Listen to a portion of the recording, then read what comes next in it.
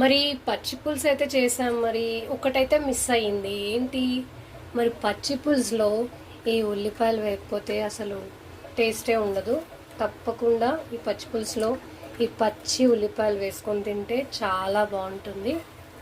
మీరు కూడా తెలియని వాళ్ళు ప్రయత్నించండి పచ్చి పులుసు చేసుకోవడానికి. ఇంకో పచ్చి పులుసులోనే పచ్చి నిజం కూడా చెప్తున్నా వినండి. ఎప్పుడు కూడా ఒకటండి, మానవ సేవే మాధవ సేవ అన్నారు కదా. మన నోట్లో నుండి సాధ్యమైనంత వరకు అబద్ధాలైతే మాట్లాడొద్దు. ఆ అబద్ధాల వల్ల ఎన్నో నష్టాలు ఎదుర్కోవచ్చు. దేవుడైతే మనం చేస్తుంది ఎవరు చూస్తారులే 4 గోడల మధ్య నుండి అనుకుంటాం. చాలా పొరపాటు. మనం చేసే ప్రతి పని ఆ సర్వంతర్యామి చూస్తూనే ఉంటాడు. ప్రతిదానికి మనం జవాబు చెప్పాల్సి ఉంటుంది. కాబట్టి అబద్ధాలు ఆడకుండా ఉంటే జీవితం చాలా బాగా ముందుకెళ్తుంది. ఏ తప్పు చేయకుండా